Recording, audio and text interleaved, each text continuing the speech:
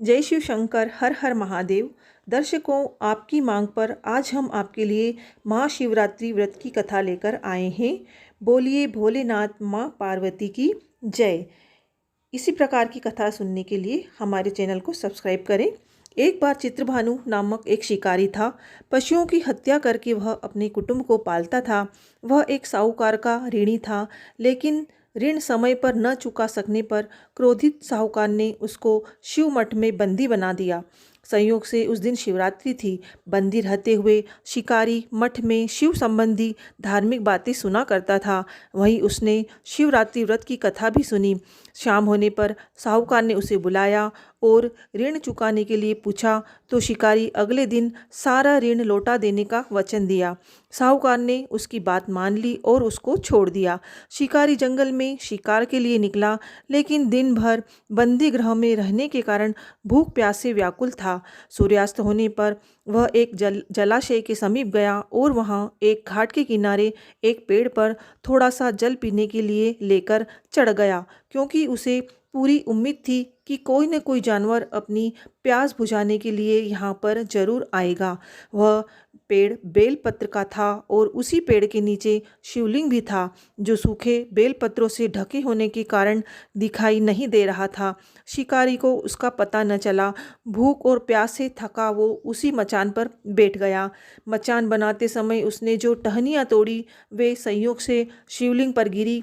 इस प्रकार दिन भर भूखे प्यासे शिकारी का व्रत भी हो गया और शिवलिंग पर बेलपत्र भी चढ़ गया। एक प्रहर रात्रि बीत जाने पर एक गर्भिणी मृगी तालाब पर पानी पीने पहुंची। शिकारी ने धनुष पर तीर चढ़ाकर ज्यों ही प्रत्यंचा खींची, उसके हाथ के धक्के से कुछ पत्ते एवं जल भी कुछ बूंदे नीचे बने शिवलिंग पर गिरी। अनजाने में ही शिकारी की पहले प्रहर की पूजा हो गई। मृगी बोली, मैं गर्भिणी हूँ, शीघ्र ही प्रसव करूँगी। तुम एक साथ दो जीवों की हत्या करोगे, जो ठीक नहीं है। मैं बच्चे को जन्म देकर शीघ्र ही तुम्हारे समक्ष प्रस्तुत हो जाऊंगी, तब मार लेना। शिकारी ने प्रत्यंचा ढीली कर दी और मृगी जंगली झाड़ियों में लुप्त हो गई। कुछ ही देर बाद एक और मृगी उधर से निकली। शिकारी की प्रसन्नता का ठिकाना न रहा। समीप आने पर उसने धनुष पर बाण चढ़ाया। कुछ बेलपत्र नीचे शिवलिंग पर जा गिरे और अनायास ही शिकारी की दूसरे प्रहर की पूजा भी हो गई। तब उसे देख मृगी ने विनम्रतापूर्वक निवेदन किया कि मैं थोड़ी देर पहले ऋतु से निवृत्त हुई हूँ, कामातुर विरहिणी हूँ। तुम अपने प्रिय की खोज में भटक रही हूँ। मैं अपने पति से मिलकर शीघ्र ही तुम्हारे पास आ जाऊंगी। शिकारी ने उसे भी जाने दिया। 2 बार शिकार को खोकर वह चिंता में पड़ गया। रात का आखिरी पहर बीत रहा था, तभी एक दूसरी मृगी अपने बच्चे के साथ उधर से निकली। शिकारी धनुष पर तीर चढ़ाकर छोड़ने ही वाला था, तब वह मृगी बोली, मैं इन बच्चों को इनके पिता के हवाले करके लौट आऊंगी। इस समय मुझे तुम मत मारो। शिकारी हंसा और बोला, सामने आई शिकार को छोड़ दूं? मैं ऐसा मूर्ख नहीं। इससे पहले मैं 2 बार अपना शिकार खो चुका हूँ। मेरे बच्चे भूख प्यास से तड़प रहे होंगे। उत्तर में मृगी ने कहा, जैसे तुम्हें अपने बच्चे की ममता सता रही है, ठीक वैसे ही मुझे भी उनकी चिंता है। इसलिए सिर्फ बच्चों के नाम पर मैं थोड़ी देर के लिए जीवन दान तुमसे मांग रही हूँ। तुम मेरा विश्वास करो, मैं इन्हें इनके पिता के पास छोड़कर तुरंत ही लौटने का तुम्हें वचन देती हूँ। मृगी का दीन स्वर सुनकर शिकारी को उस पर दया आ गई और उसने उस मृगी को भी जाने दिया। शिकार के अभाव में बेल वृक्ष पर बैठा शिकारी बेलपत्र तोड़ तोड़कर नीचे फेंकता जा रहा था। इस प्रकार उसके तीसरे प्रहर की पूजा स्वतः ही पूरी हो गई। सुबह होने को हुई तो एक हष्ट पुष्ट मृग उसी रास्ते पर आया। शिकारी ने सोच लिया कि इसका शिकार वह अवश्य ही करेगा। शिकारी की तनी प्रत्यंचा देखकर मृग विनीत स्वर में बोला, भाई, यदि तुमने मुझसे पूर्व आने वाली 3 मृगियों तथा छोटे छोटे बच्चों को मार डाला है, तो मुझे भी मारने में विलंब न करो, ताकि मुझे उनके वियोग में एक क्षण भी दुख न सहना पड़े। मैं उन मृगियों का पति हूँ। यदि तुमने उन्हें जीवन दान दिया तो मुझे भी कुछ क्षण का जीवन दान देने की कृपा करो। मैं उनसे मिलकर तुम्हारे सामने उपस्थित हो जाऊंगा। मृग की बात सुनकर शिकारी ने सारी कथा मृग को सुना दी।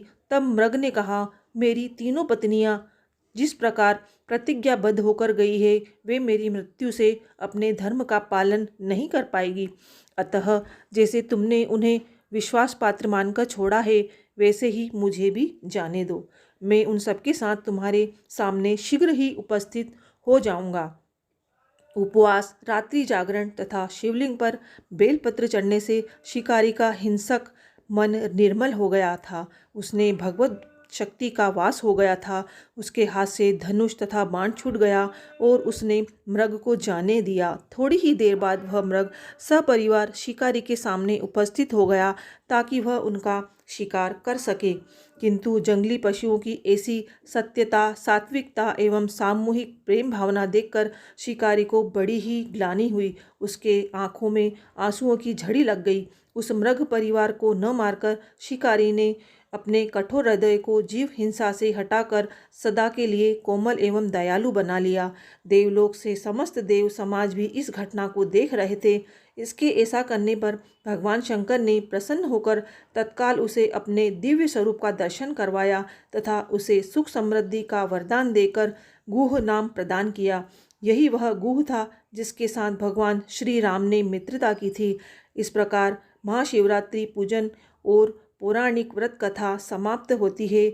बोलिए भोलेनाथ माँ पार्वती की जय। दर्शकों, इसी प्रकार की कथा व्रत की पूजा विधि जानने के लिए हमारे चैनल को सब्सक्राइब करें, वीडियो को लाइक करें और जितना हो सके शेयर करें ताकि इस कथा का लाभ सभी लोगों तक पहुँचे। हर हर महादेव।